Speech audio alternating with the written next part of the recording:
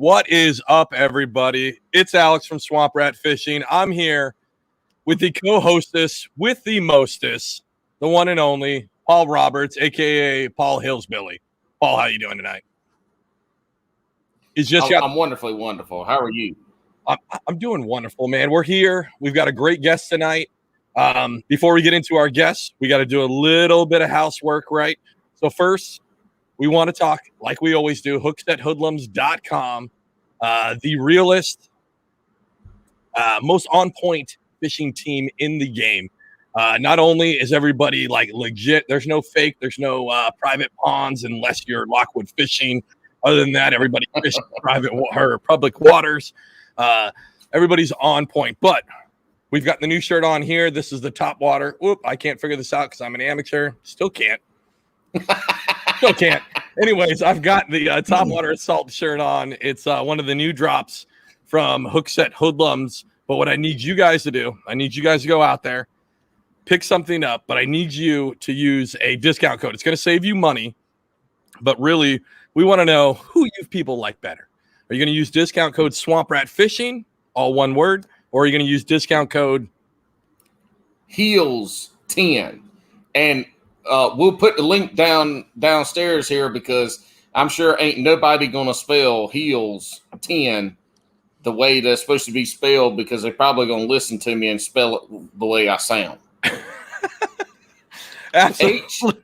All caps, H, Henry, E, Aaron, L, Larry, S, Sam, 10, Heels 10. It's just heels, folks. Just the normal heels. All right. No, so like car heels, not HILLS heels. That's Hells. That's not a Paul.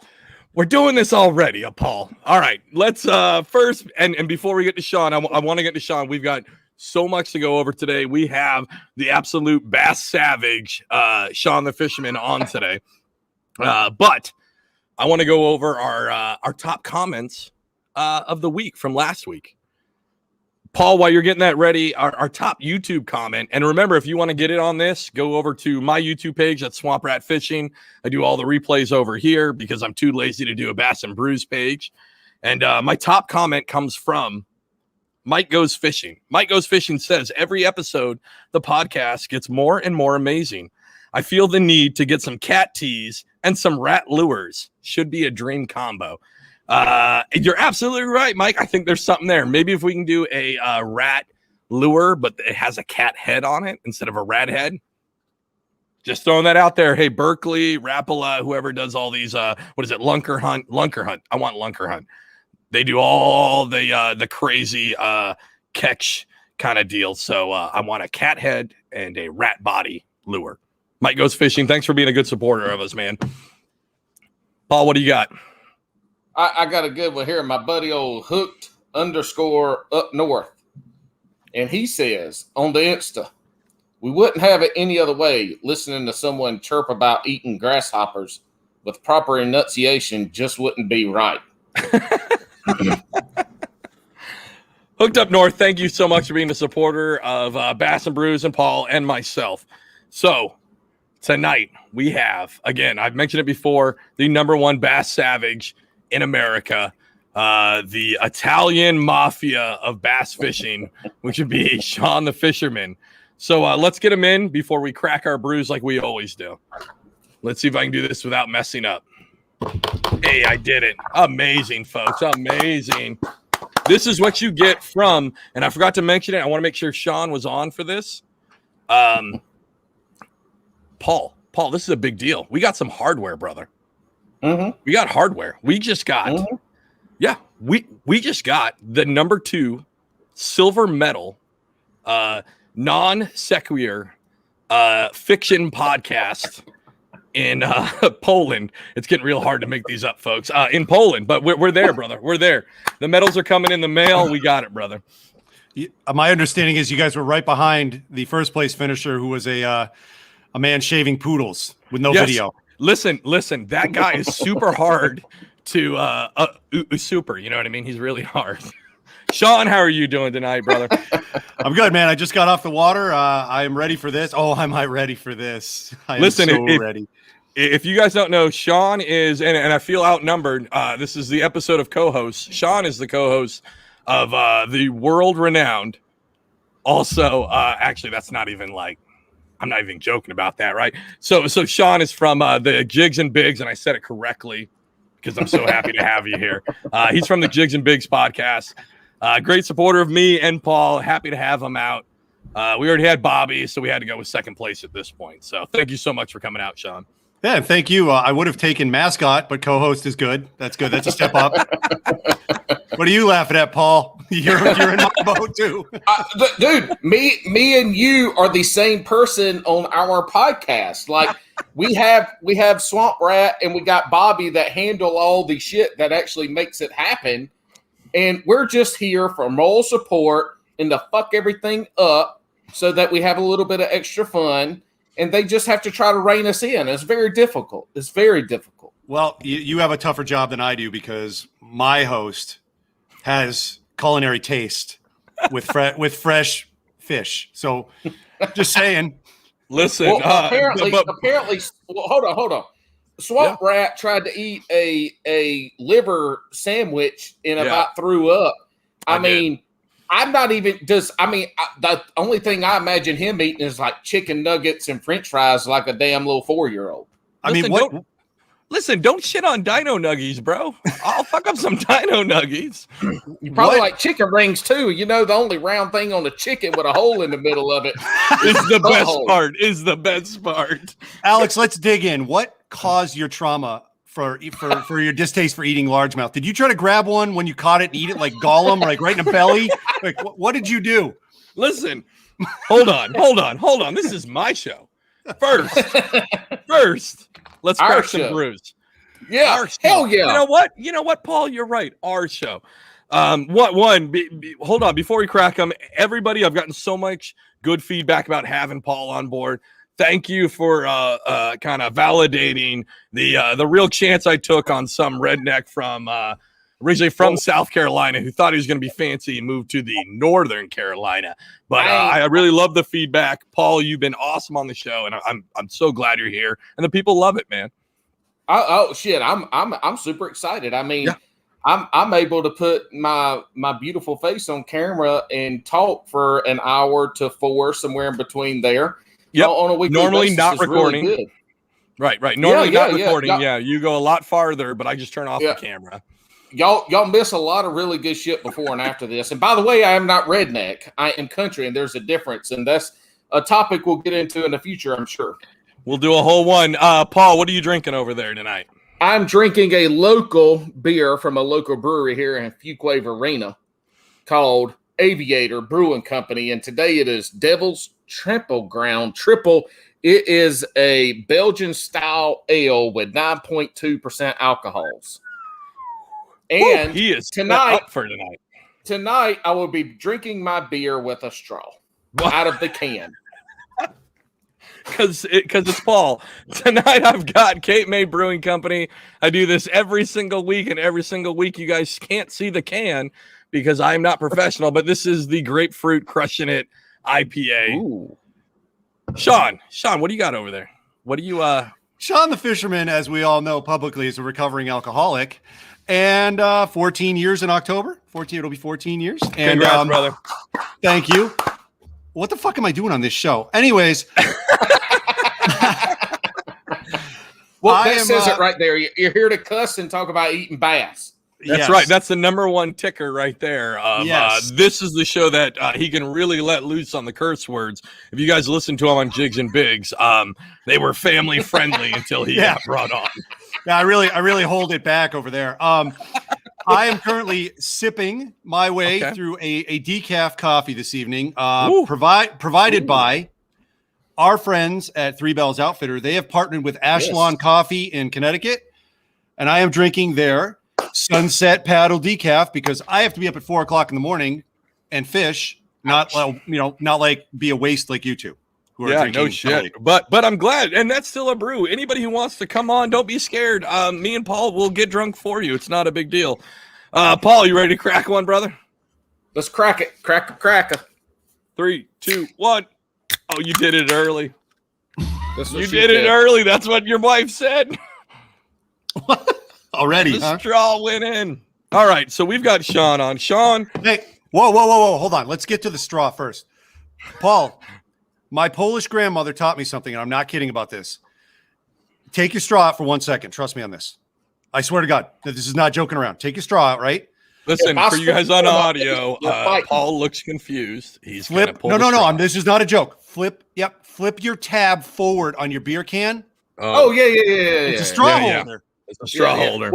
Well, this straw is a little bit bigger than the hole that it goes in because I had to steal it from one of my kids' little cups. So I'm going to have to make sure I wash it really good to get all the beer flavor out of it. All right. I don't think you need to wash it good. It'll just come down easier. We're educational here. You know what I mean? The world, all 6 people just learned that is actually a straw holder on a beer and a soda pop can tab. And I'll tell you what, probably some of the wildest nights I've ever had was drinking beer out of a pitcher with a straw. There's something about straws that makes the beer alcohol content like 10 times higher than it actually is. It's scientifically proven. The only way you can maximize that is if you're in a hot tub as well. That's the only way. Hot tub, straw in your pitcher of beer, annihilate. My theory is it's less oxygen getting in when you're actually gulping. You're not taking any oxygen in. So good luck. That shit'll fuck you up. That's why I don't drink anymore. Listen, Shawn's already bringing. That's why I'm out here in my 95-degree. Every guest we've had has brought a little more than my co-host. Shawn is bringing scientific facts. Mark last week, he just brought sophistication. But we're rolling with this, Shawn. So Shawn the Fisherman, if you guys don't know, is from the Jigs and Bigs podcast. He's also a hammer up in Massachusetts. He does a fantastic job up there, and he's just he's low key.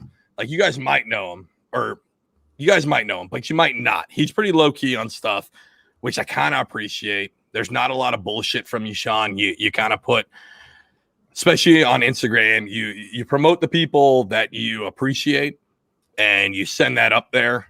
And there's not a lot of extra with you. There's not a lot of flash, but there's a lot of realism in what you do. And it's kind of a breath of fresh air when you see on Instagram when people are kind of like shilling to whatever company, doing whatever else, right? But you are kind of doing the Shawn thing. And I really like that. And then when you hear him on the podcast, I mean, you and Bobby are one of the main reasons why I started this. I said, I'm going to bite off the coattails of these guys. I'm just going to do it way more drunk because Shawn doesn't drink, so I can instantly up that quota.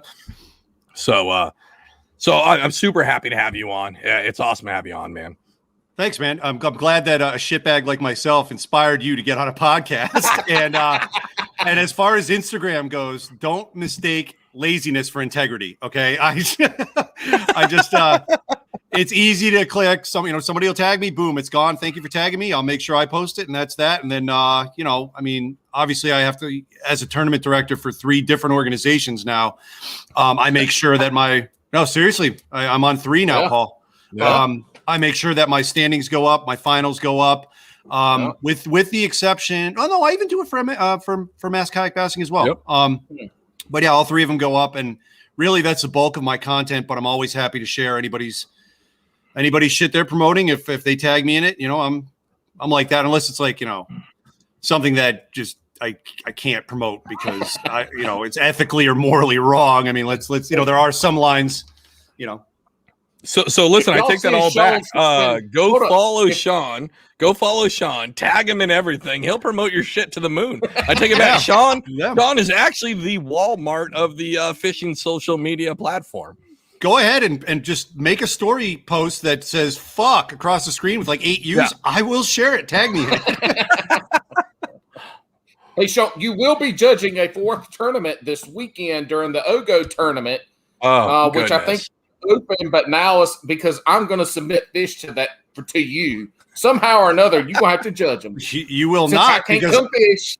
Because you know what my secret weapon is that you cannot overcome?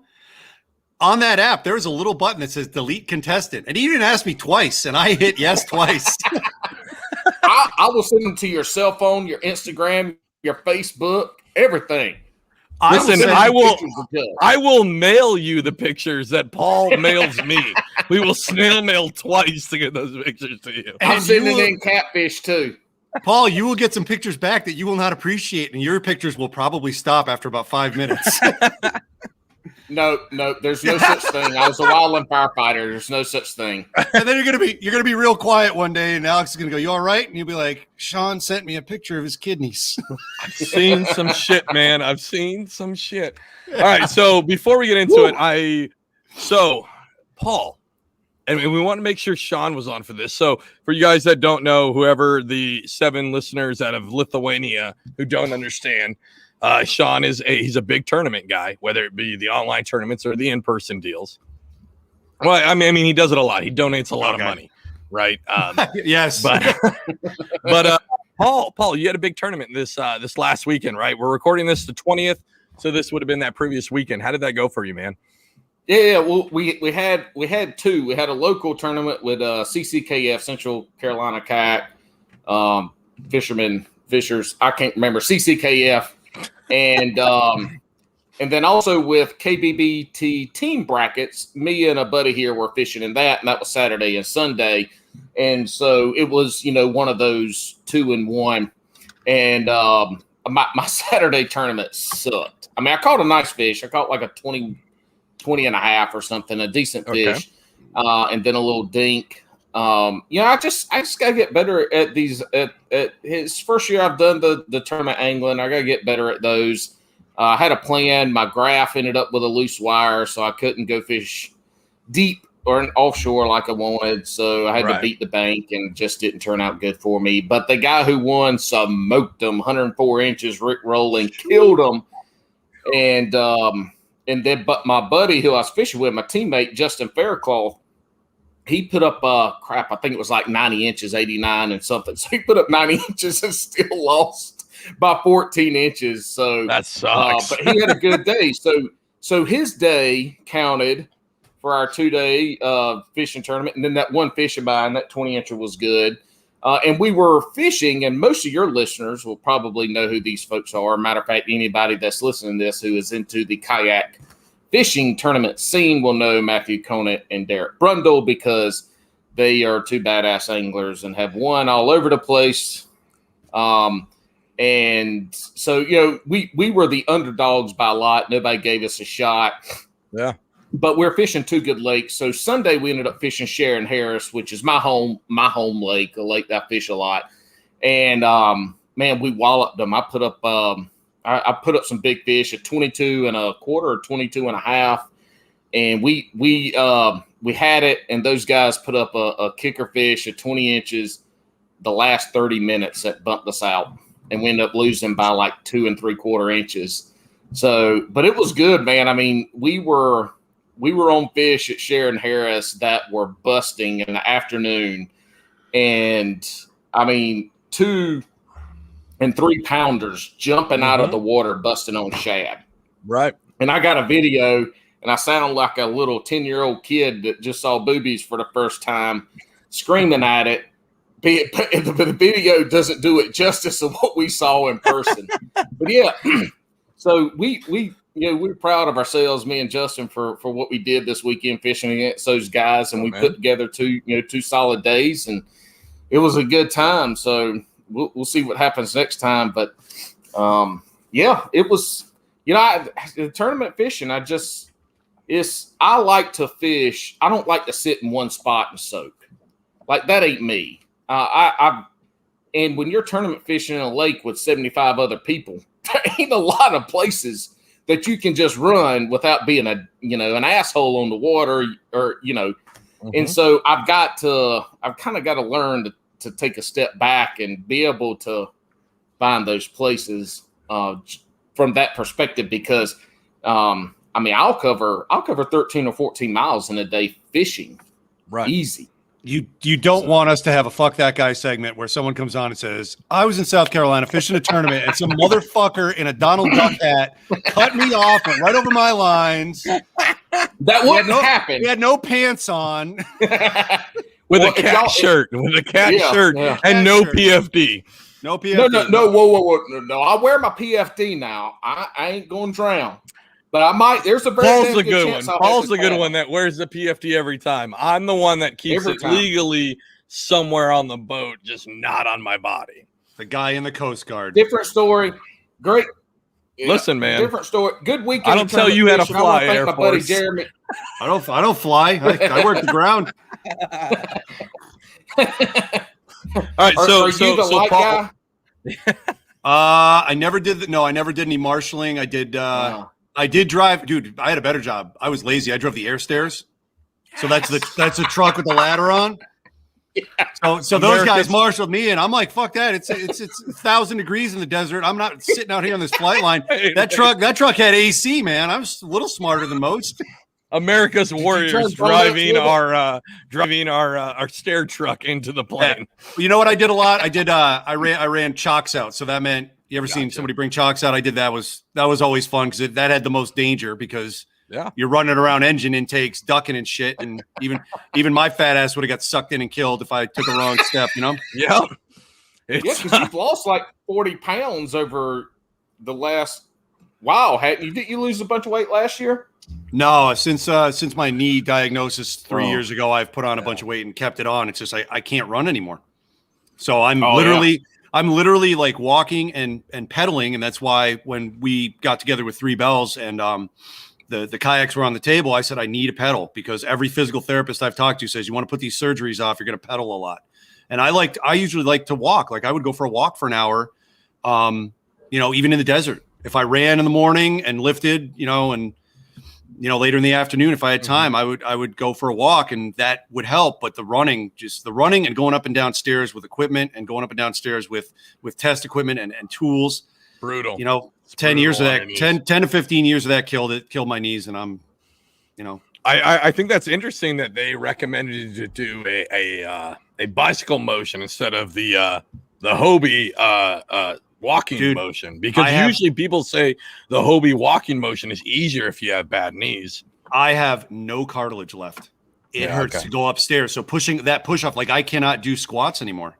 Gotcha. So like that up and down that was off the table immediately. Like I had one physical therapy session where the therapist said, I want you to try these stair things. And I left there limping and early. I'm like, I'm not doing this. And that was probably the worst physical therapy place I've ever been to. I've been to quite a few of them, but that one, when they said that, I knew better, but I'm like, I'm going to listen to you. This is new. It's fucking 3 steps in. I'm like, bang, out. I'm out of here. I'm good. It sucks. But when they, the pedaling is good and I don't have any problems with it. So I keep doing it. And it keeps those small muscles and not even small. Those are all big muscles, all the muscles around, holding my knees together for lack of a better term. So it's a low impact exercise for sure. Yeah. Here I am, 43. I need knee replacements. What the fuck happened? So again, Shawn the Fisherman, Alex from Swamp Rat Fishing, Paul Heels, and all of Bass and Brews is saying, fuck a Hobie and get something better is basically what we're officially saying. Nope, Paul, I'll mute you real quick.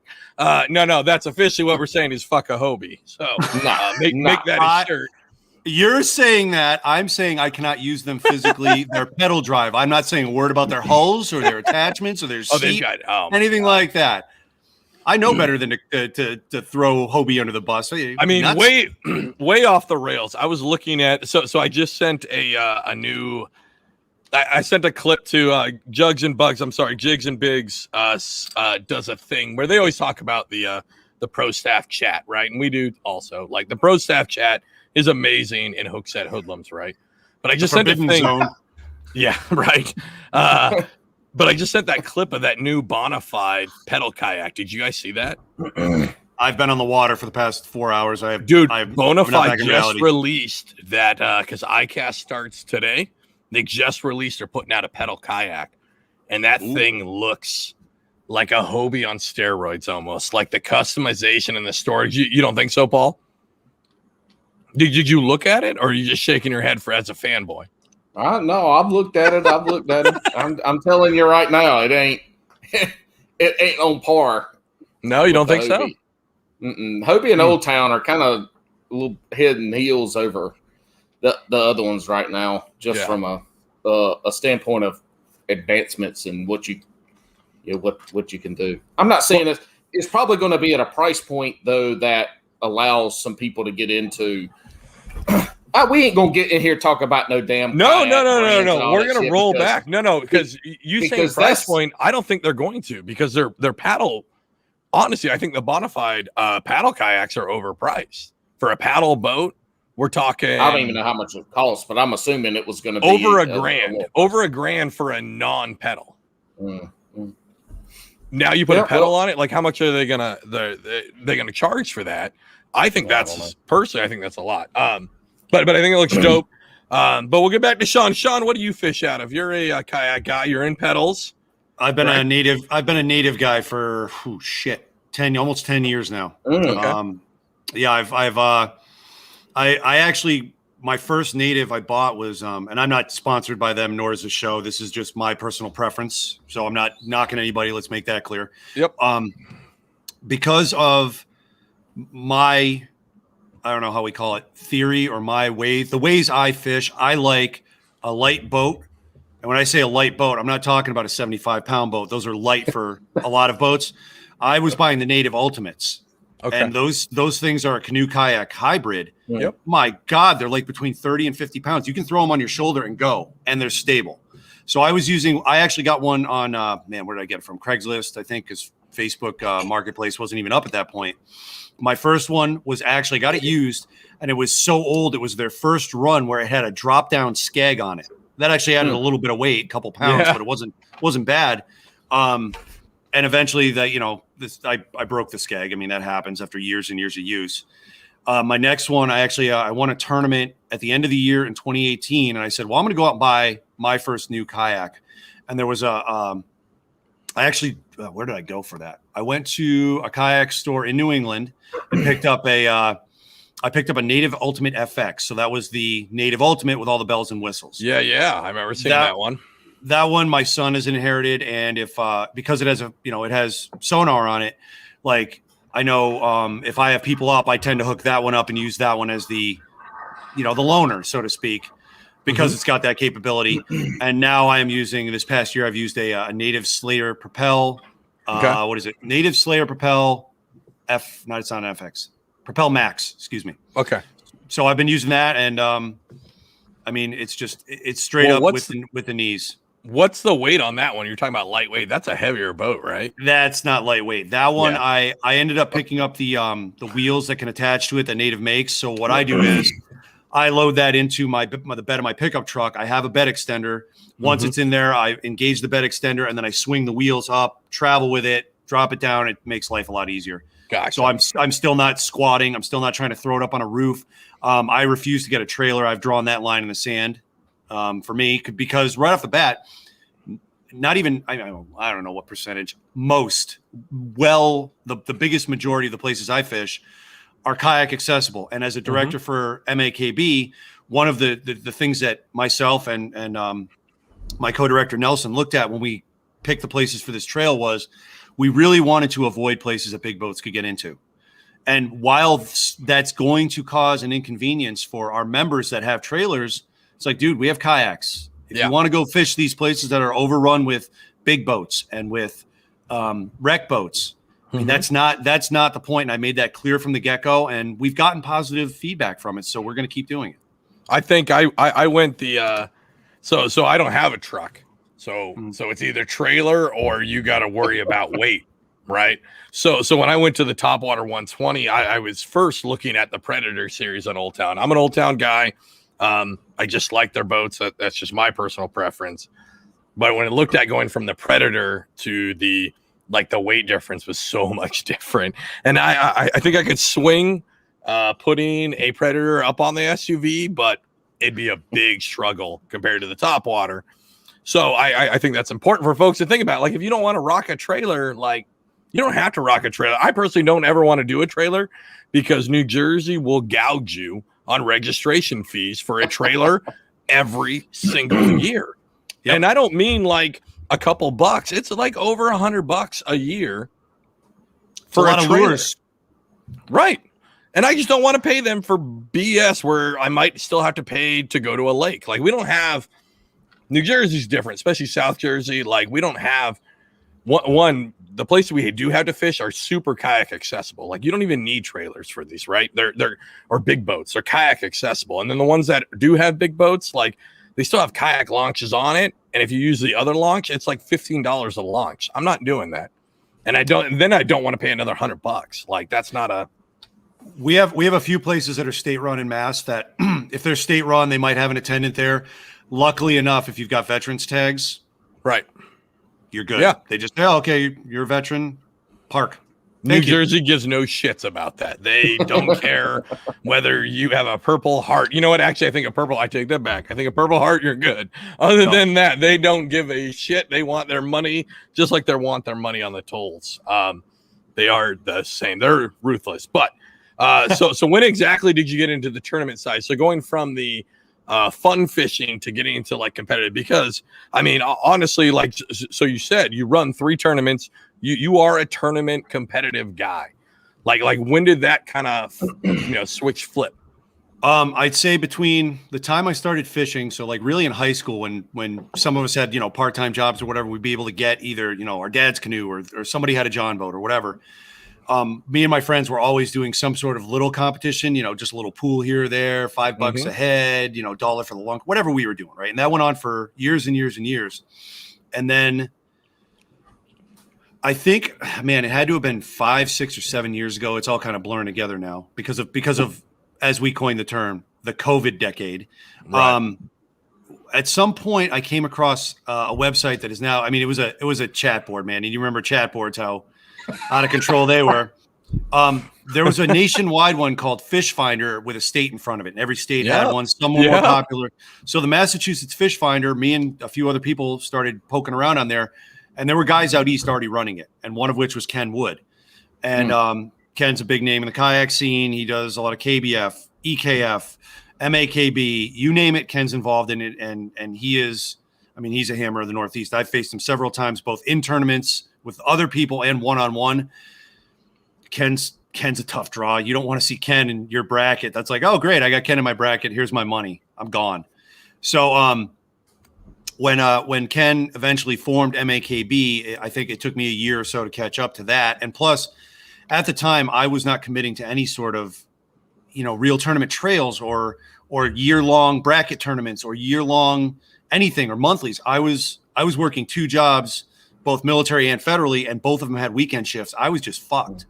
Yeah. And when I finally retired from the military and then moved on, civilian-wise, and then fully retired once COVID hit, at that point, I think I'd been running, or I'd been doing the occasional tournament with MAKB whenever they had an opening, a couple monthlies here and there, because there was a monthly run out of Virginia from Casey Reed, yet another national big name kayak angler.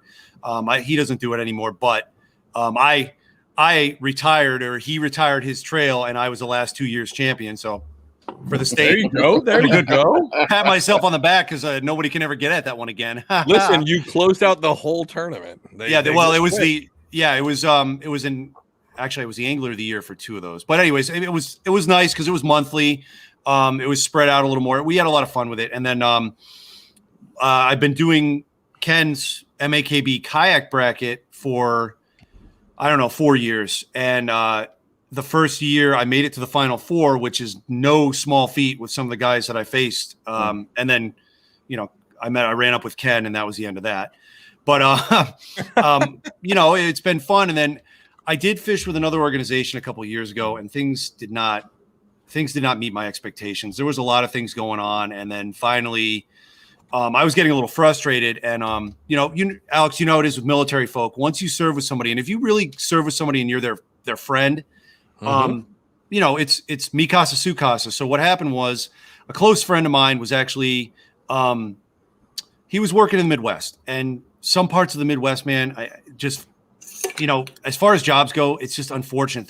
They don't have the resources that, correct. I either big cities or some of the coast do, with the suburbs and whatnot. They try to be.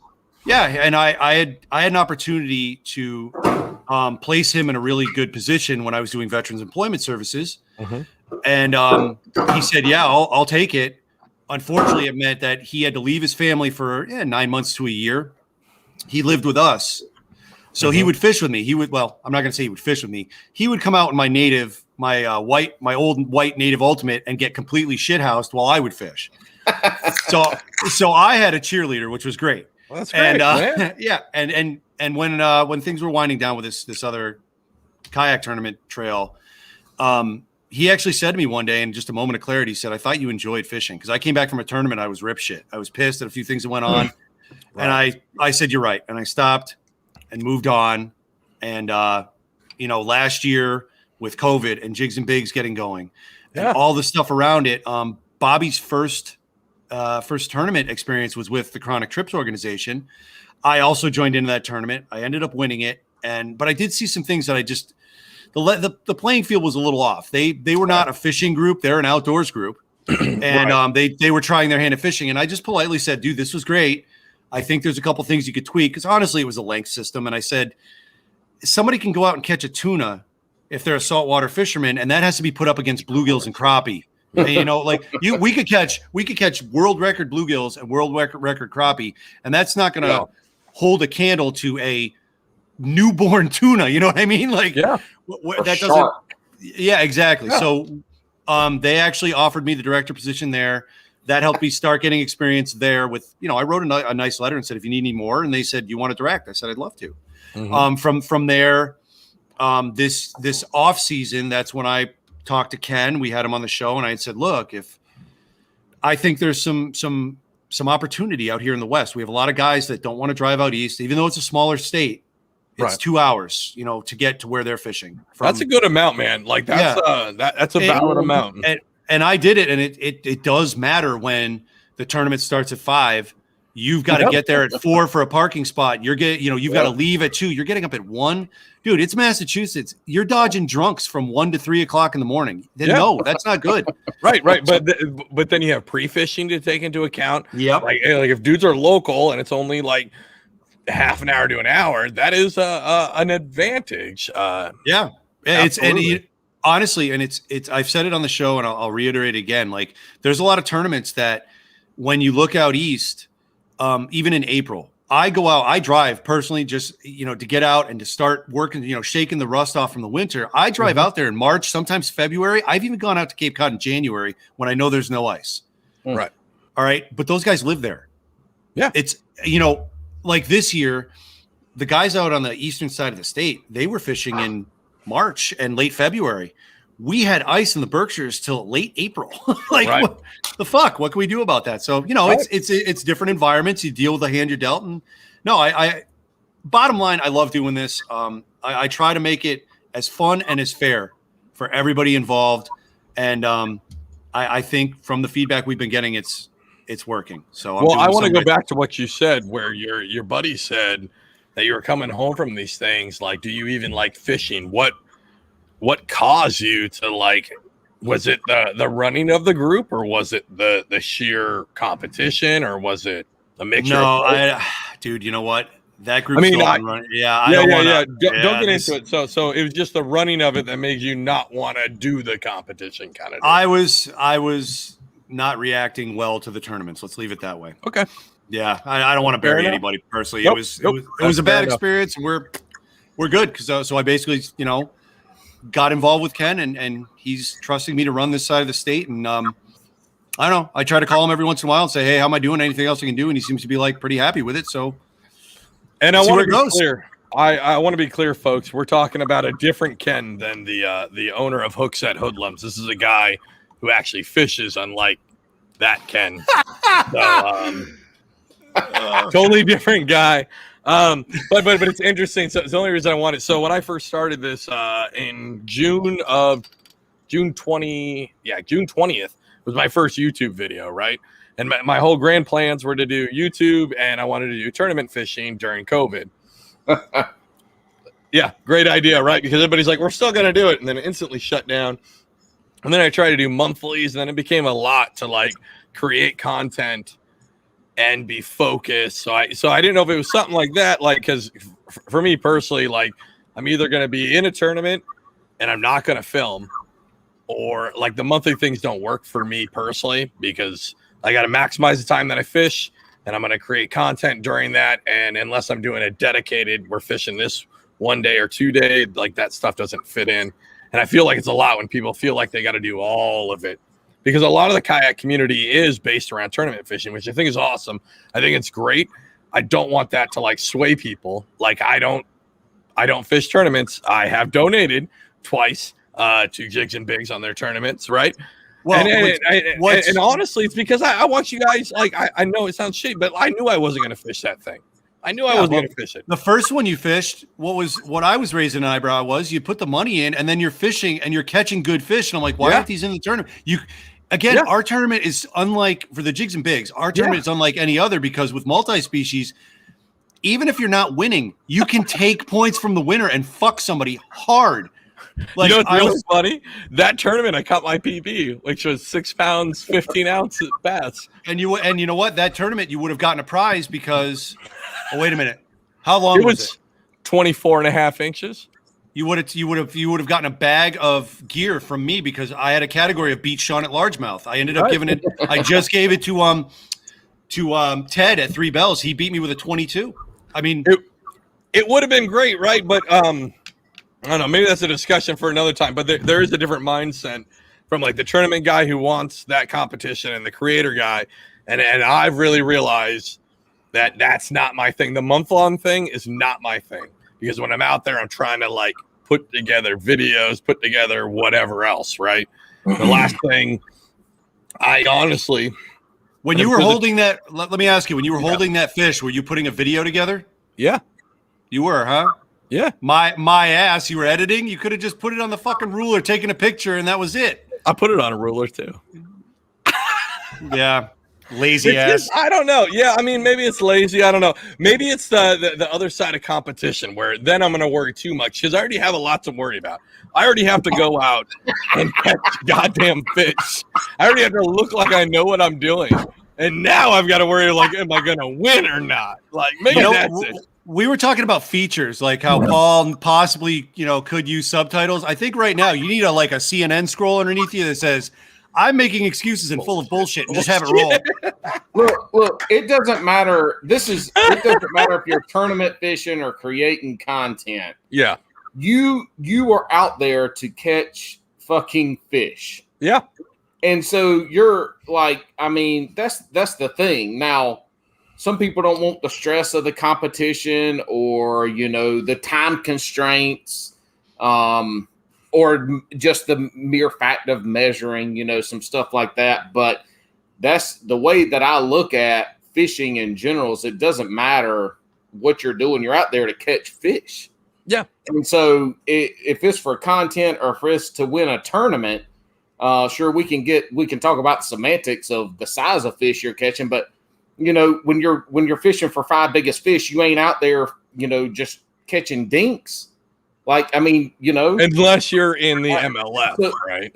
But we ain't talking. But that's not a kayak scenario, and so like that's the whole thing is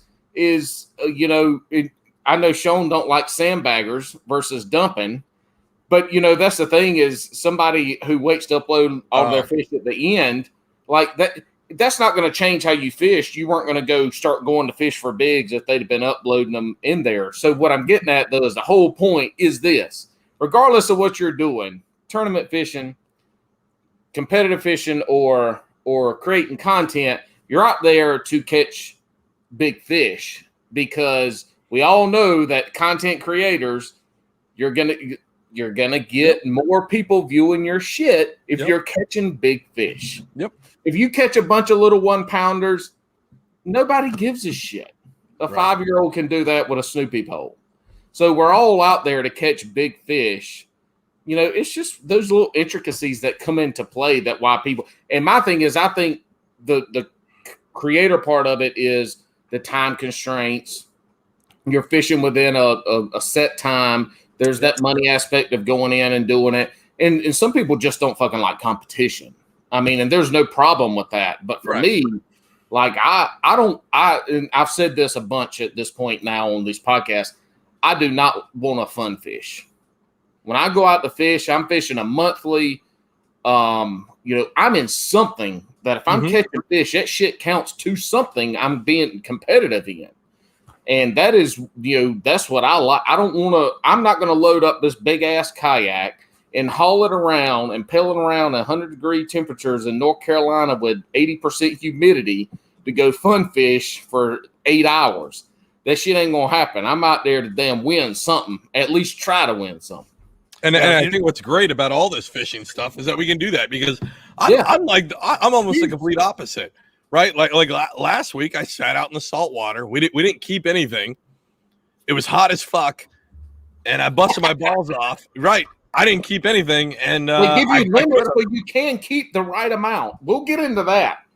Talk about eating some damn fish. But I like to fish for the act of going out and the content creation side of it. I like doing all that extra stuff, and you got to catch fish to do that, right? Or talk to the camera, whatever it is, right? But I like that side, I think, more than the competition side. Now, I'm going to be completely honest. When I retire in 16 months, that might be different because there's a whole different drive to my life, which would be, you know what I mean? Like you have that professional drive, and like I use fishing to decompress from that. I don't need more competition when I have a lot of that on the other side. So that might change in 16 months. We'll see. I might just become basically Lockwood fishing. I might just live. I might live the shoeless life. Just let fire ants bite me. No, those were not, dude. Hey, those were not fire ants. That was a red velvet ant. There's no joke with those. I'd been bit by. Yeah. It's a red velvet ant is a wingless wasp, and it's got a 1/4-inch stinger. They call them cow killers because they sit on blades of grass. The cows will eat them, get them up their nose, and lose their shit because it's one of the most. What's that guy? Coyote Peterson. Yeah. The guy that just gets bit by different bugs and shit. Yeah, watch his video on the red velvet ant. See the stinger coming out of it, and he still considers that one of his 5 worst. And he's been stung by those. Holy cow. Yeah. My wife got tagged by one of those twice. It is no joke. We have them in our yard. But are either of you barefoot with overalls on with a giant slit down the inseam?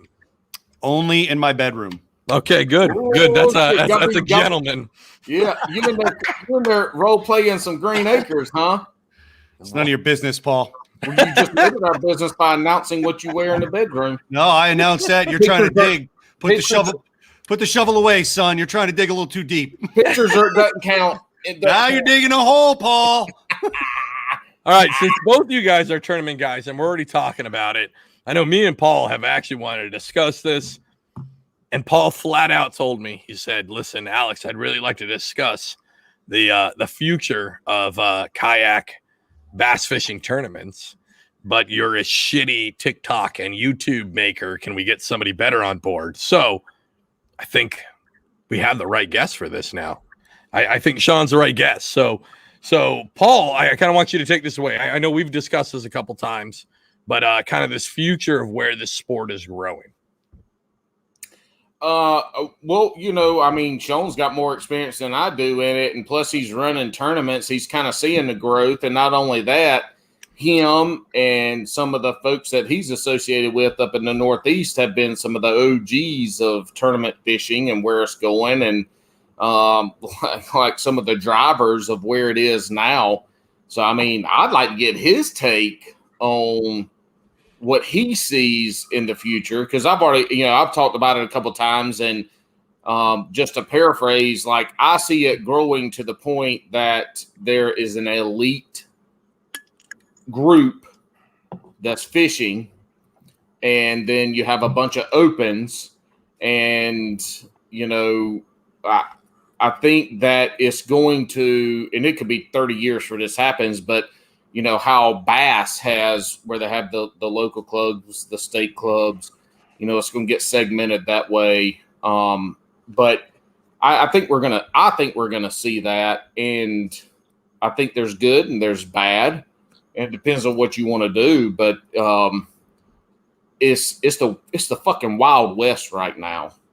Everybody is creating a tournament series, or they're creating a new league, and it's got to play out. But everybody's doing that because there's anglers and fishers to fill those voids, and they're creating these little niches. But and everybody talks about the community, how great it is, hang out, drink beer, blah blah blah blah. Well, you get somebody that starts to you get a larger group of people, 100 people that are making their living off of fishing kayak tournaments. That community dynamic is going to change. That's my opinion. But like Shawn is seeing the growth because he's in with those crap. Like I have no wants or cares to ever run anything. I just want to fish. Like I don't want to do that shit. I'll look at something. I look at the rules. As long as everybody fishes by the same rules as I do, and there's no wiggle room, I don't care. We know that as long as the shit's up front, I just want to fish. Paul's a solid E4. Shawn as the NCO. Let's figure this out. Yeah, that's right. So, I mean, I would like to see where he thinks it's going because he's a lot, especially that Northeast group. I mean, y'all are a small, tight-knit group that have a lot of power from, what's going on in the community up there. So I'd like to see what he thinks and what he's seeing. Well, I'm only, a year into directing and really a year into really structured competitive tournament fishing because MAKB is a KBF, affiliate. Mm-hmm. And Ken Wood also runs Elite Kayak Fishing, which is a regional trail. And that's new this year, right? Yes. So really, our flow is, and it's not really a flow. Our flow is local and then national. So during our events, we can qualify for the KBF National Championship, which I actually qualified. Was it last year? It was last year. I qualified last year, but with everything going on in the country, I did not go to, what the hell was it? I don't even remember. Possum Kingdom. No, it wasn't Possum Kingdom. Just naming places at this point. Either way, I didn't go. There was too much shit going on. I didn't travel. But we, as a local member, if you finish in the top 10% of your tournament, if there's 20 people, 1 and 2, they're going. Now, where it gets straightened out is, or where there's no freebies, is especially for the eastern side of the state. But if you got 25 people in the tournament, I can't remember if it's 2 or 3 people that will qualify.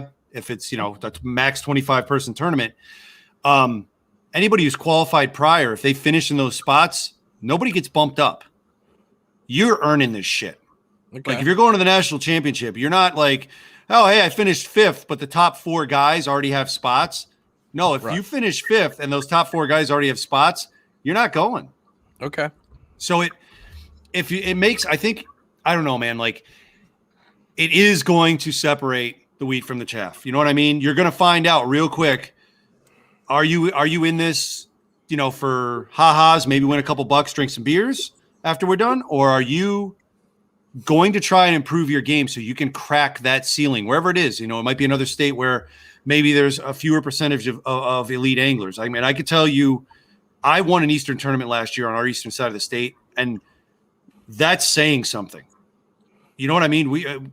I don't know how or why Massachusetts sprung up probably a dozen or near a dozen anglers that can go out and hang in any national tournament, even at places they have very little experience at. But somehow we've done it. I mean, like a roll call. We already mentioned Matt Conant and Derek Brundle, right? There's last year's national champion and last year's rookie of the year. And Matt Conant's won damn near everything you can win on KBF. Angler of the year, rookie of the year, national champion. I mean, he's done it all. And then obviously Ken Wood's the other one. Yeah. Ken Wood, Joe DiDeo. Nate Shagnon makes a name for himself this year. Nate Shagnon, who was a guest on this podcast. Yep. And he's a stick.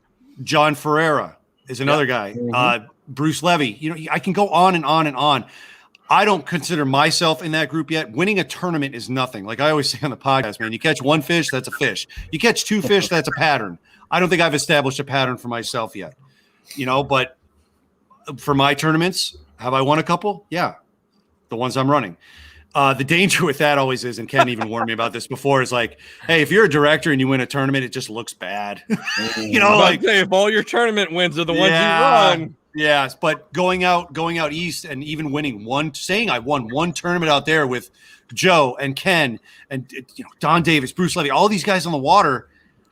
Geez, man, that's something to hang your hat on. Even if I never win another one, man, I went out there and did a really good job one day, and maybe everything went right for me. Maybe everything went wrong for them. I don't know, but at the end of the day, I can say I won that one. It's awesome. But I mean, as far as the sport goes, one of the things that I see, and I talk with Ken and I talk with Nelson about this all the time, and we prepped for it, but to see it was just like still shocking. Even Nate talked to me about this. We were driving home one day from a tournament, and it was the May tournament for us, and Nate came out and fished with us. Unfortunately, there was an EKF event running against it, so a lot of guys that could have came out and fished with us went that route instead.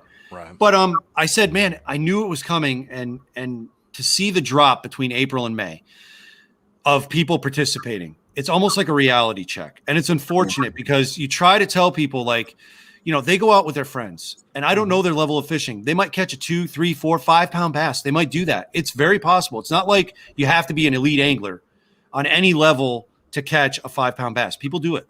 Fish are dumb. We're fooling fish with plastic. You know what I mean? And wood. They'll bite a lot of shit that you would never think. And worked in different ways that might not be orthodox for a tournament angler. But they'll go out and they might hear from one of their friends, man, you should fish tournaments. Or they've got a kayak and now they think they want to get in.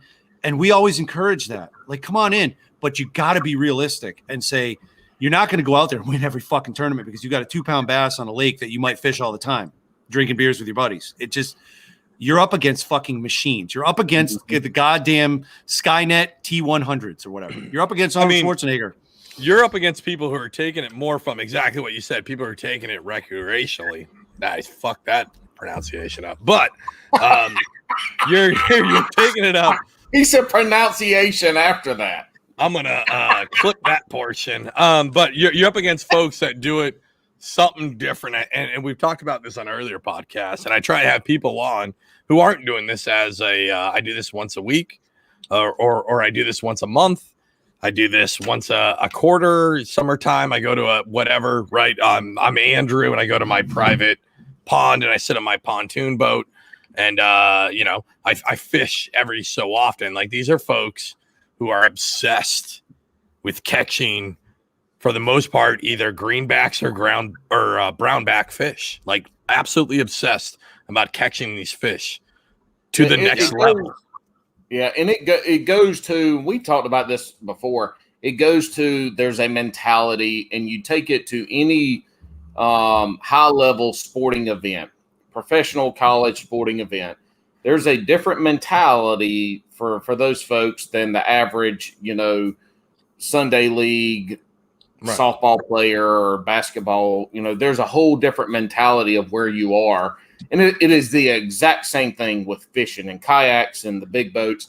There's a mentality for those high-performing tournament anglers that the average person just doesn't have, and you hear it all the damn time, especially with big boats, about if I had the money and the time to go fish, I'd be just good as old Justin Wheeler out there. Yep. KVD ain't shit. He just has all the time and money, but they don't see that. And that's, if I had the time and money, I could beat LeBron James in basketball. I mean, that's the same stupid ass statement you would hear. It is a whole different, the level that their mind operates at is a whole different level than you will ever be on. Somebody who says that statement could never be on the level those people are from, that headspace side of it. Mm-hmm. And to me, that's why the tournament fishing is not for everybody. Some people just want to go tournament fish and have a good time and hang out with folks. That's great. We need those people, because if 10 of us are fishing a tournament, why are we fishing that tournament? Those 10 are probably out there to try to win money. If we're winning $100, shit, that at that point ain't costing gas money. I mean, you hear about it on these bigger trails. They'll talk about, we need the people that just want to come out there and dibble dabble, because that's what's going to get 100 people per tournament. And Shawn, you're right. You see, as the year goes on, the numbers dwindle because people realize that the shit ain't for them. They ain't as good as they thought.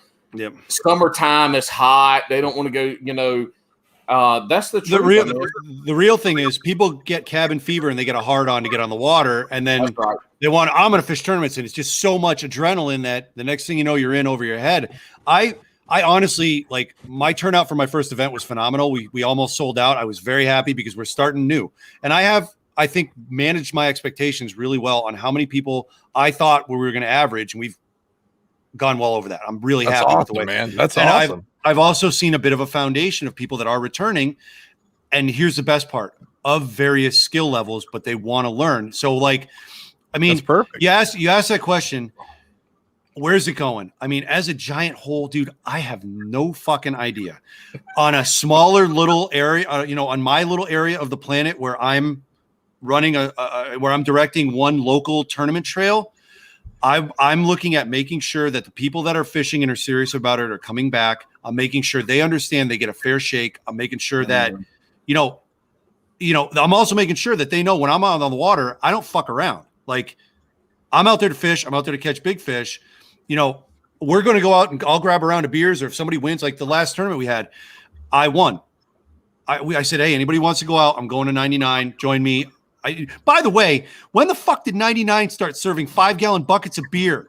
Because I got everybody around and lost all my winnings. My wife was pissed. I'm like, I told them, I'm like, I won. I thought I did all right. I got everybody a fucking round, and they're like, oh, here's your beers. What the fuck? Yes. So yeah, but I mean, that's something I do as a director. Just I want to make sure that the people know that, like, this is a serious competition. Once we're off the water, let's talk, and even I've got a couple guys that I talked with that are just learning the game. And you want to talk about fucking going in balls deep. I'm going to mention these two guys, and I hope they watch this because I've been talking back and forth. They probably won't. Well, I'll tell them to. I'll tell them I name dropped them. You'll get a couple views out of it. You're welcome. The Russ Hatch and Tim O'Keefe. And we met them. This is a great story. Okay. Because all the names we've dropped on this. So, because we've talked numerous times with Nate on the podcast, and honestly, we all know what happened with his great finish at Pickwick. Mm-hmm. So Russ and Tim met Nate at the Candlewood KBF event in Connecticut a few months ago, and nobody's told this story on the air, and I'm going to laugh about it because I don't give a shit because I wasn't there for this. Right? So they met Nate. And he was walking with Ken Wood and I can't remember who else. It was another big name on the kayak scene. They blew right by Ken and the other guy, and they're like, "Are you Nate Shagnon?" Yes. Yes. Afterwards, Ken looked at him and says, "Did they just fanboy you?" But it turns out Russ and Tim are great guys. They're local. I believe one or both of them are first responders. They're into the kayak scene and they're learning. But dude, balls deep. They went in to Candlewood. That was their first tournament. Good and they went up. They went up again against names of names, dude. It was insane. So, Nate directed them my way when he found out where they lived. I said, "Let's go." And they've jumped into my tournaments. They understand that they're there to learn.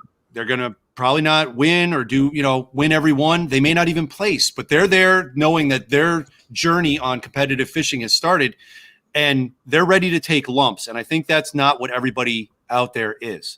Right. And as a director, when I see people that are willing to learn like that, I actually called them the other day and I said, let's make sure we get out and fish one day. And anything I can pass on to you guys about reading water or this, I'm not going to open my tackle box completely, but like there's certain skills that build a framework to become an angler that can hang with these tournaments that it takes either years to learn or somebody to take you under their wing and say, this is how I do it. And go off and learn on your own way. That's the most important thing. Paul, the way you do it is probably not the way I do it. But if you and I were in a tournament, you might see both of us, finish well, right? Because we're applying what we know to our skills, to how we like to do things, those three important things, and then we go from there. And then, are we familiar with the lake? There's a million other factors, but you never know. But I like seeing guys coming in that are new to the sport and are understanding that, like, hey, I'm not going to be Michael Jordan in my first year. I knew goddamn well last year I was not going to, any MAKB tournament. I was expecting to go out there, and honestly, it was more of a networking thing for me. And then I just happened to win one. It was awesome. Now, Paul, on your sports comparison, because you played at a D1 college for football, man. Well, wait, hold on. What Paul hasn't said is he was the punter. Whatever. It's all right. Okay. Then he kicks the ball. I was also probably Green Bay. I was also a linebacker on the scout team. So I wasn't just kicking balls around on practice. I was hitting people that played in the NFL. Well, yeah. See, exactly. You played, or guy. If you punted, dude, did you punt really? What was your position? I don't know what he did. Oh, okay. I was a punter / All-American. Oh, you were a punter? Yeah. So hey, so you guess just what? a revelation on the show. I did not know that. I said it as a funny antidote. I cannot believe I guessed that. So you guys, even worse, dude. You had guys. You weren't hitting guys that went to the NFL. You had guys that went to the NFL that wanted to tear your fucking leg and head off. That's a good point. So, but when I think of fishing, I always compare it to 3 sports. Okay, I compare it to hunting because you're interacting with animals, right? You're out in their environment, you're doing the thing. I compare it to baseball because I think fishing, and especially with, I've made no secrets about that. I keep a database on every fish I catch. 3-inch bluegill, 39-inch pike, everyone's in there. Every fish I've caught since 2009, because it teaches me percentages. It's really a batting average, and that helps me, know that. Guess what? I'm out there in a tournament with Ken and with Joe and with John and everybody else. I'm not going to hit a home run every time. If I go into a tournament and I get two singles and strike out twice, maybe I haven't done so bad. It's a nice way to think about that. You know what I mean? No, it's not. I fish to win. Like, I go fish tournaments to win. If I do too. I do too. I understand that, but it's a nice moral victories. Okay. Yeah, but you don't have to win every game 10-1. If it's 2-1, you still win the game. Correct. Yeah, so I don't give a shit how close it is. A win is a win. I don't give a shit. So what if you don't play? What if you don't place and you get lunker? How do you sit with that? That's pretty nice. Win. But you got lunker. It's nice from a money standpoint, but I didn't win. Like, I fished to win. I ain't won shit. I ain't even come close either. Paul Heel is full Ricky Bobby style. Yeah. If you ain't first, you last. I do shit to win. And if I don't win, I'm sitting here internalizing that shit and pissed off. And like the next day, I want to go fishing because I fucked up on whatever it is. I mean, that's my mentality. Yeah. Every tournament is an at bat. You got to think of it that way. Every tournament's an at bat. All of these things are trends over years. If you get that, what is that? What are you pointing at? He's Babe Ruth. He's the Babe Ruth of bass fishing. But let me get back on track. I use, because I track statistics. Mm-hmm. Maybe it's not baseball like for you. I consider it baseball like because I'm tracking my batting average. Yep. All right. The last sport that it's like, I honestly think fishing is really, really, really, because of gear and because of the way it's structured, like golf. Yep. Because anybody off the street can go into a tournament and eventually make a PGA event. Right. I know I'm simplifying that. Golf people don't crucify me. No, you're absolutely right. It's a muscle memory thing. It's a golf people mechanic thing. Shit.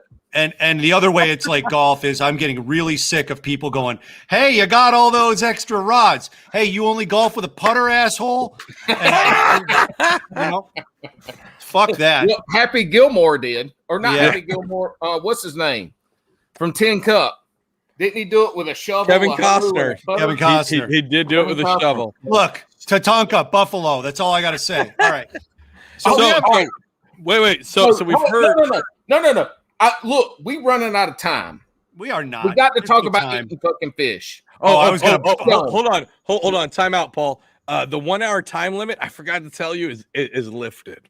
Oh, can you tell them why? Because you're a fucking savage. Yes. Well, I am a savage. He's ready to do this. When we got this interview rolling, you said, do you want to do a special or do you want to do the normal questions and shit? Yep. I'm like, why can't we do both? I'm setting the fucking time record, Paul. We are open. Good luck, because I've got the time limit for this one and Jigs and Bigs. We haven't even started talking about bass and we're over an hour.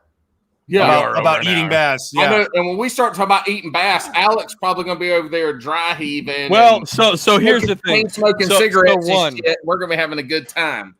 So one, you boys in the Northeast, you guys trust Shawn the Fisherman to be your tournament director, and he is a great guy. I just want you to know that he is a bloodthirsty savage on the other end.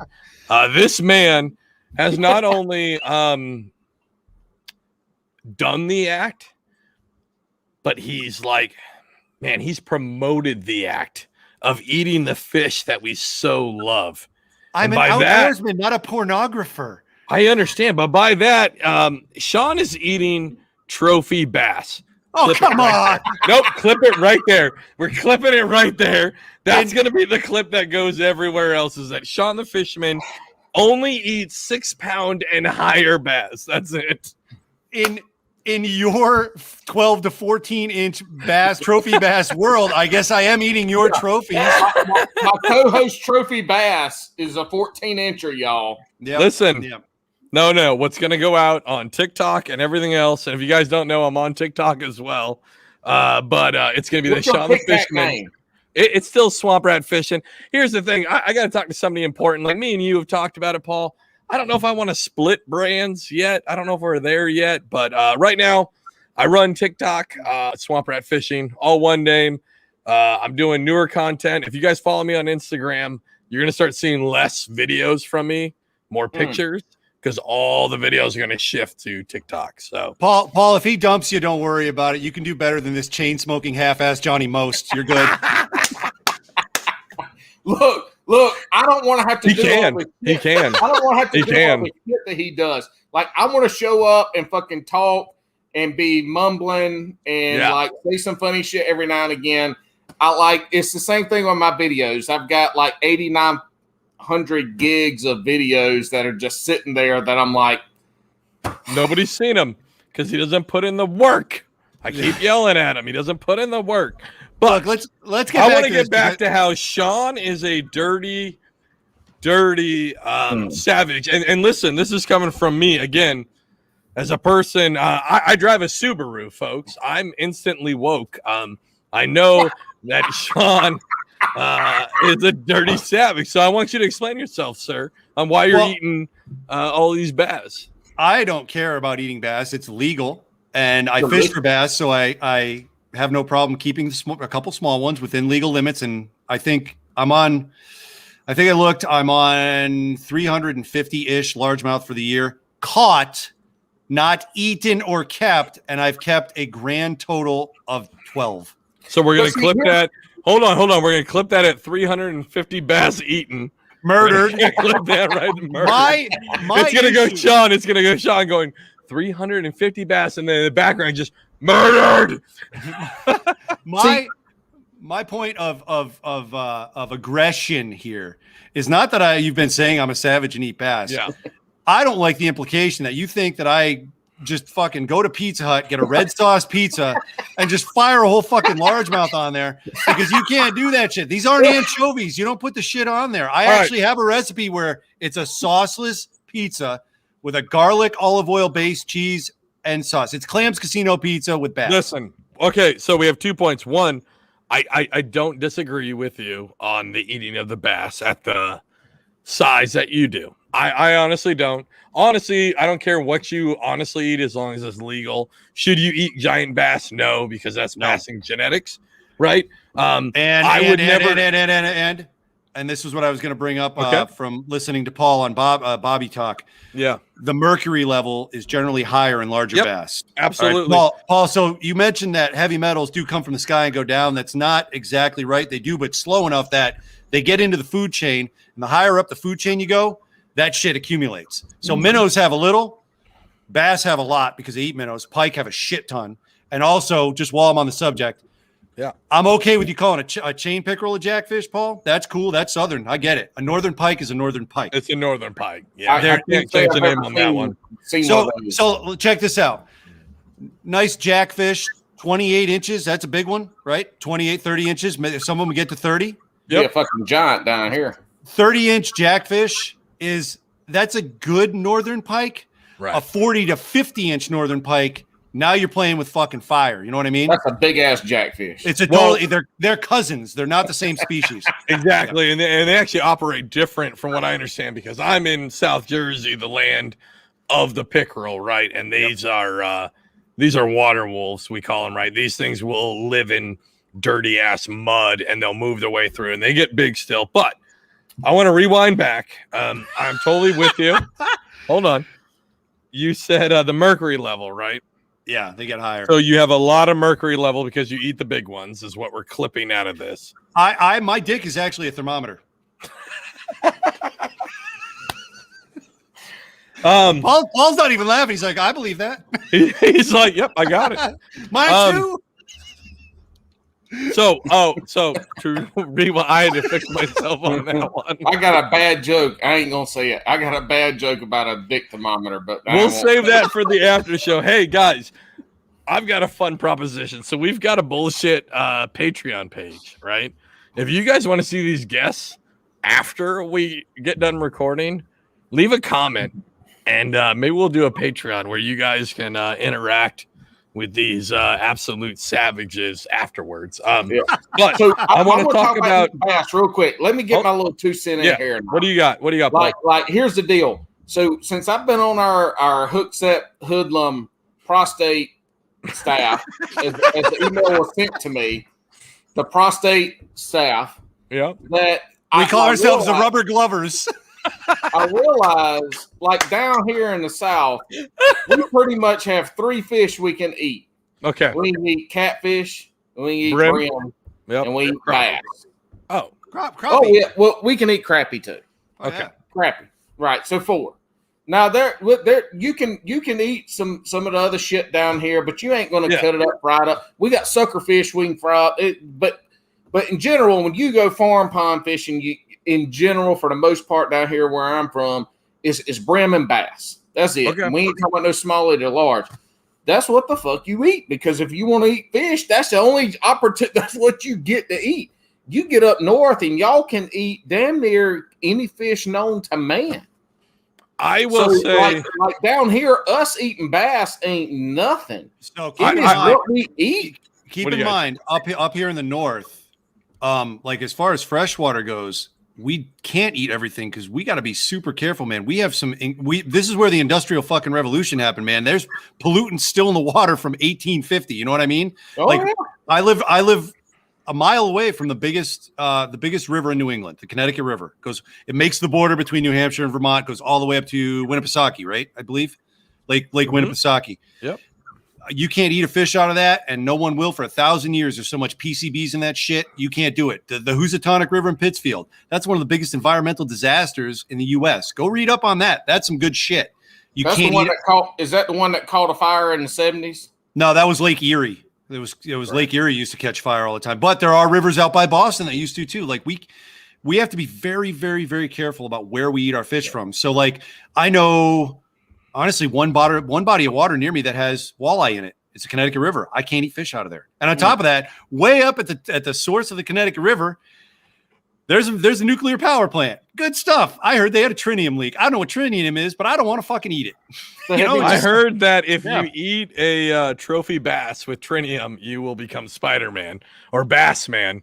All that means is that you can swallow a lot, is what I heard. I mean, I just don't want my thermometer dick to glow as well.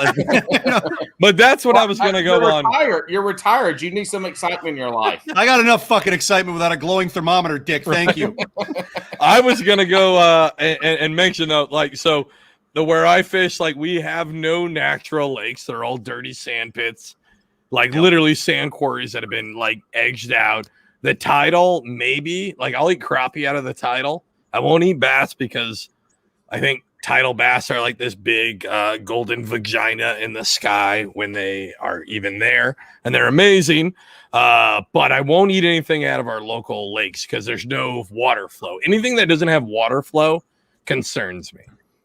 If it's just stagnant water, there's not, me personally, I think there's not enough. It's going to be part of the water cycle. It's just, do you trust what's coming out of the sky? I mean, we in the Northeast get hit with all those heavy metals from the Midwest and the factories, and we have plenty out here as well. And that's where that comes from. So it's like, I don't know. But, I mean, there's guidances by your states, DCR and CDC for a reason. Check them out. You may be, I don't know. As an angler, the Northeast sounds like a sucky ass place to live. You can't eat the majority of the fish you catch. Yeah. You can't fish 6 months out of the year in most places. Bobby corrected you on the show. It is not true. I fished 10 out of 12 months open water. I was about to say, Paul, I'll call you on that bullshit. I haven't watched the episode yet, but if anybody's watched my shit, I don't know. I shifted from bass to crappie, and I caught almost 2-pound crappie all fucking winter. You just have to shift species, possibly. I just have to drive. I just have to drive to the coast because the coastal temperatures stay a little lower, and it's very rare for people to ice fish on like Cape Cod and by the coast. It just doesn't happen. Me and Shawn just shit on Paul like, fuck you. We can still Paul. fish.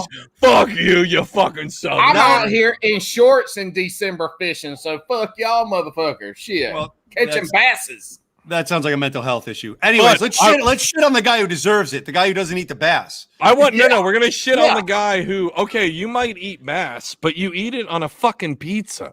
All right, so we're gonna go a pizza. There's no such thing as a fucking fish pizza. If you put pineapple on a pizza, you can fucking put pineapple on it. Exactly. This is coming from Pineapple Man. You have lost credibility, sir. I thought I was gonna get away with it, but Shawn corrected me. He corrected me last week when he said that I've listened to all the episodes. I thought that we were so low that Jugs and Bugs wouldn't listen to us. But fuck, they've got us. They've got us now. They listen. You are so low. Paul's brought you up, but I had to do some homework because I don't walk into traps, motherfucker. I was in the military. I was in the military, not a lifeguard. Okay. Total side note: we had a conversation last night at work, and this kid at work. So people who don't know, I'm in the Coast Guard, and this kid at work, he's like, "Yeah, I joined the Coast Guard because I watched The Guardian," and I was like. I know, right? That was like, is he on a boat mopping shitters? And I was just like, man, that's super sad. And he goes, well, why did you go in the Coast Guard? I'm like, because I saw Baywatch and I thought it was going to be a bunch of big titty chicks. And we don't actually have that. And I was really disappointed. We don't even have we don't even have everybody knows. Because I'm still in, these are not the views of the United States Coast Guard or the Department of Homeland Security. These are my own personal views. None of this reflects them, just to make sure I'm clear. All right, Shawn. Hit me with some funny shit. All right, so, Shawn, we're almost at rapid fire, but I know that you and by the way, I'll be doing rapid fire properly. I've heard some variations on rapid fire where one word turns into a paragraph. I got you. As long as you don't say the word cheese, we're good. But before we get to rapid fire, I do want to know, because you have a ton of excellent stories. I want to know, what is the craziest thing you've seen on the water? I'll be right back. I gotta go tinkle. Oh my goodness. No, we're not waiting for him, Shawn. You can keep going. Craziest thing I've seen on the water. It has to be one of the Shawn the Fisherman stories, but like they keep popping up because. I want a non-Shawn the Fisherman story. So I know you have Birch Guy. Birch Guy is one of my favorites. But what else do you have other than that? Oh boy, I'll tell you a good one. I am not going to give a lot of details. All right. How old are you? You're in your 30s, right? I'm 37.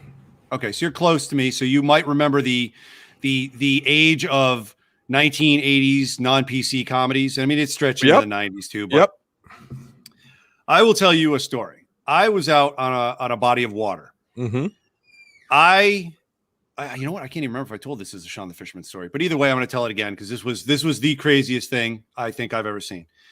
I was out on a body of water at night, and a light went on in one of the houses on the lake, and it was a picture window, and the woman there just started completely taking her clothes off. And I don't know.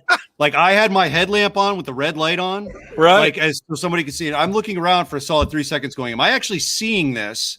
Right. And then I'm like, oh my God, this is like an 80s movie. You know what I mean? Like fucking some sort of movie where this shit happens. And then about a second and a half later, I said, oh my God, I'm a fucking voyeur. And I got the fuck out of there. And I come home and my eyes are wide. My wife's like, "What's wrong?" I'm like, I told her, I'm like, "What the fuck just happened?" I don't understand. So that was that was the craziest shit, because that wasn't some drunk doing some stupid shit. That was me. Wrong place, wrong time, or to some people, right place, right time. I was going to say, that's peeping Shawn. I don't. Yeah, that wasn't cool. Like, I didn't ask for that. Like, I don't. If you're drunk and being an idiot, like that idiot that fucking I saw last year, that in the broad daylight around people. Thank you, Paul. You're a beekeeper. I'm going to address this in a minute. Well, I fucking.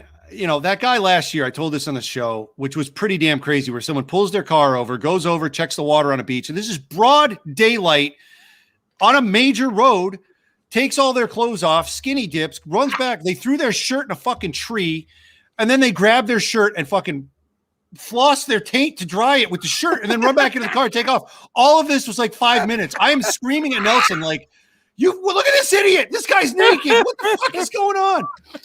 Like, that was the most absurd, but the craziest, like, that shocked me. That. And after seeing all this stuff was like inadvertent fucking peeping Tom shit that I didn't ask for. That peeping was not, Shawn is now the new, everybody.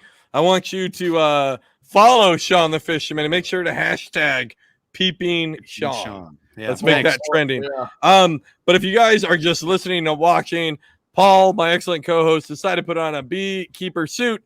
I don't know why you didn't do that in the beginning. Nobody listens to the end. Maybe they'll watch. Well, ain't nobody gonna listen to me wearing a bee suit. They gotta watch this shit. They are now. I love you, Paul. Love your dogs. Love your dogs, Paul. By the way, they're all right there. You want them? They're free. Nope. I've got a crazy lab that actually came from a kill shelter in one of the Kakalackas. I love my dog. He's great. I don't need any more right now. Well, these sit, stay, come, heal, all they're trained. If you shoot something, they'll go get it. That's just more vet bills. I'm good. Exactly. Thank you, though. Thank you for the offer. Right. I appreciate it. Let's get to Bass and Brews Rapid Fire. We know what this is. We've covered a lot today, Shawn. I want to thank you before we get here. I want to thank you for coming on.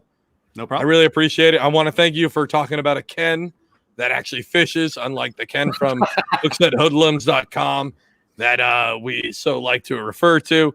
You've done it's been awesome to have you on, man. I definitely little side note, and maybe behind the curtain, everybody knows I'm going to leave here in October-ish, right? Paul's going to take some heavy lifting for me, but I want to do a big ass live stream, so I'd love to have you on that one, man. I'd be happy to, and if Paul needs a half-ass co-host, I'm always happy to jump in, because he and I see eye to eye on a lot of shit, man. Listen, I don't know if we can have two co-hosts hosting. I think that's like you need and I think it's really funny. Paul mentioned that way in the beginning. It's Shawn the Fisherman. It's pretty basic. It's Paul Heels. But then it's like Alex with Swamp Rat Fishing, but then it's Bobby Roast Beef. It's like somehow us as the host have to have some bullshit name instead of just being normal. And it worked on both podcasts. Look, I will do all the talking and drinking, but I don't even know how to do me and Paul besides clicking the link. Like, me and Paul are going to work on the technical side. For folks listening, we're going to hopefully. We shouldn't have an issue, right? But I am going to go on patrol at some point for 4 months. So we're going to teach Paul how to run the podcast, and we'll figure it out. Let me tell you something. This shit is probably going to be 5 hours long, and it's going to be fucked up.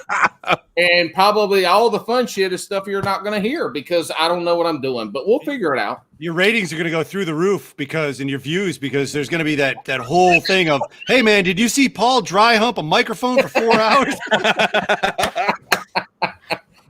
All right, man. Did you see Paul throw a $4,000 computer across the room? Well, I did, because it was like a damn top going across because it was dry. After dry humping it.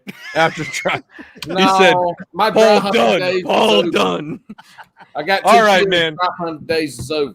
Okay, all right. Let's get to the rapid fire. Are you ready, Shawn? Yeah, I got to take this hot ass bitch off too, by the way. Take it off. Come on. Take it off real quick. Rapid fire. Paul dressed up for me. Listen, all now we get is a crock shot of Paul. Look, Look, I even put my underwear on for y'all tonight. That's a good man.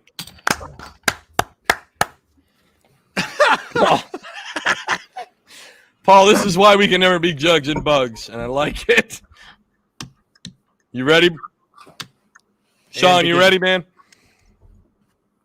Yes. All right. Crocs versus flip-flops. What are they called? Fucking. You know what? I'll go flip-flops. Oh, fuck. We're done. Fuck you, I've never worn Crocs in my life. I've worn flip-flops. Default. Oh, my God. I actually wear neither. I wear water shoes. Well, you're a native, so we understand why you have to wear water shoes because your feet are in the water all the time. Did you just call me bougie? They cost $5 at fucking Walmart. No, I just said because natives always get water down there. I did. I called you bougie.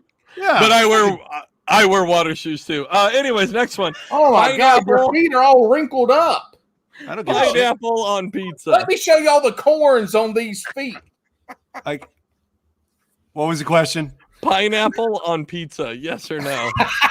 Fuck you. Fuck you. You put bass on pizza. Fuck you. Meat goes on pizza, not fruit. I've got a brand new rapid fire question for Shawn. You ready? I know you're prepared, but are you ready? Do you spend more on a rod or do you spend more on a reel? Reel. That's my man. In a 3-hour session, are you catching 5 2-pounders or 1 7-pounder? Non-tournament scenario. Give me this 7. There we go. Wacky versus Texas. Neither. Neither. I don't use either. All right. Listen, it's late at night, or maybe when you want to go fishing. Is it slow jams or is it hype? I mean, you're a metal guy, right? Is it just like always metal, or are you dropping some Keith Sweat in there every once in a while? Late at night, metal. I got to keep the BPMs up so I don't die and fall asleep on the way home. I'm not going to take that on the way going home from a tournament. I'm going to take that as late at night. Are you Alice in Chains or Guns N' Roses? Depends on how much I've smoked. It better be Alice in Chains regardless. And then look, we'll get into that in a second. Oh no, you want to get into that now? We'll pause here. Paul, look. Listen, and then I grew up with both. All right, so I got to see Guns N' Roses rise, and really, what is it? Appetite, Lies, and the Illusions. They have their own flavor. Yep, they're chicken. Alice in Chains, all of their stuff is beef. I can eat both. What's the problem? That's right. Yeah. And then what we're most known for, me and Paul talked today, we're going to try to build an empire on sandwich proteins. This is what we're doing. So Boar's Head, Spam, Oscar Mayer. Listen, whatever you guys out there. Pork roll. Come on out. But we want to know your top 3 sandwich proteins. You ready if for this? largemouth bass is one of them, I'm throwing my mic across the floor. I am saying that shit. It's a delicious protein. Yep. Yeah. So guess what? I'm going to start with that one because the cat's out of the bag. I do like fried fish. It can be crappie, perch, walleye, bass. That's it. Yep, we'll cut it there. Okay. All right. That's one. Number 2 is a little bit of a surprise. You ready for this? I think this can be eaten at any time of the day. Okay. Fried egg. Oh yeah. Sure. Fried egg. I love a good fried egg sandwich. Cheese sometimes. Sometimes it has sausage. Sometimes it has bacon. The fried egg's fucking always there though. Wait. Girl, hold on. Time out. Whoa. Hey girl, how you like them eggs? Fried or fertilized? Fried or fertilized? It's a song. Look it up. I don't know what the fuck you just said. I have no fucking idea either. I said, how you like them eggs? No, girl? we heard that. We have no idea what that's from. We're ignoring you. And are all these sandwiches, Shawn, all these sandwiches are gluten-free bread that you're eating them on, right? Yeah. Yep. It has. Okay. I don't have a choice. I know. So what do you got for the last one? And the third one, you ready for this? This is this one's going to blow your mind, and it's so simple, and there's an explanation behind it. Okay. I am in the current middle No, I'm at the beginning. I'm not even at the middle. I'm about 2 months into a tuna fish renaissance. All right. Do you know why? Because for years, tuna fish companies did not give a fucking rat's ass about what they put in their tuna, and I couldn't eat it because there were certain allergens I couldn't have. Okay. They have now taken care of that. Yeah. I've been eating tuna again. It's fucking great. What tuna in the can or bag is tuna? Like, because Subway's got this big old thing going on. No. I keep, dude, Paul, I got enough allergies. Like, I can't eat at most fast food restaurants, believe it or not. That's what I'm saying. So, like, is albacore tuna from Bumblebee Tuna? Like, what is a store-bought tuna that actually has tuna, since you know this? I'm being real. I'm guessing, Shawn, you can only have regular tuna and non-light. It wasn't, right? no, it wasn't the tuna itself. It was the additives. Oh, right. So it was like the salt or the sugar or the preservatives part of it. Let's just say some shit in there didn't agree with me. Well, just for if you guys do tuna light, that's not tuna. That's actually pollock and cod. Yeah, that's mixed with a small amount of albacore tuna. Yeah, I would do albacore. Okay. And I would do regular tuna, not tuna light. You know what I mean? Okay. There's tuna. It just says honestly, I'd stay away from the tuna light. Like, that's a mixture. But to make your tuna fish, are you? Is it a little bit of mayo, a little bit of dill, a little bit of pickle? What do you put in that? The classic mix has been mayo. All right. Okay. That's just an easy standby, and I always. What kind of mayo? Fucking. There's only Hellman's. That's right. Fuck me. That's right. God damn it, Shawn. John, now there's a fist bump for you. There's only Hellman's. Paul, you asked a question, but you didn't ask the question. Over the past 2 years, I have discovered, and unfortunately, goddamn coronavirus, another victim of the coronavirus, it has not been seen in stores in a long time. Have you guys ever had Nando's? No. Peronaise. That shit'll knock you out. That Nando's, wherever you are, Nando's, please come back to me. I haven't had Nando's. I have not had a chance to try Nando's and tuna fish. It's a spicy mayo. Okay. So I usually with my fried fish sandwiches. Yeah. Nando's are nothing, baby. And I miss my Nando's. I haven't found a good substitute for it, dude. It vanished from the shelves, and I hope Nando himself is doing well somewhere and recovering. Because I heard that Mr. Nando is living his best life right now. He's out of the game, though, I think. It sucks, dude. That's sad. Yep. John, one day we're going to co-host a show together, and it was going to be the most blissful, fun time ever, intermixed with the most, savage fighting scenes and arguments. It's going to be like the marriage of the two people who are great together, but they hate each other so much that people love it. Why don't we title it The Mating Ritual of Honey Badgers?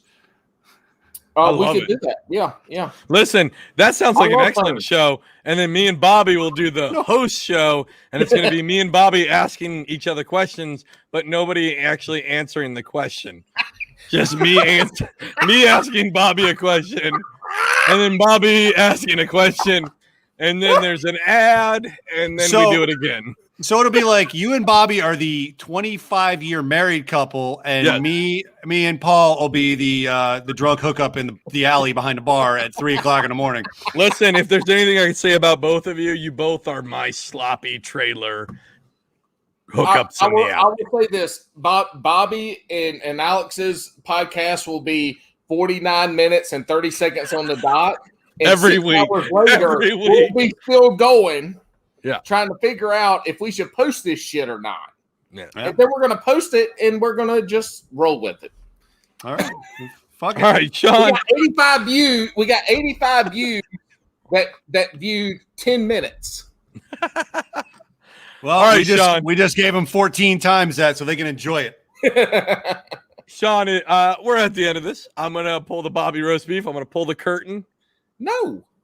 You're like, oh, is that too much? I stole his level. Do you want to promote anybody at this point? You want to talk about anybody who's been hooking you up?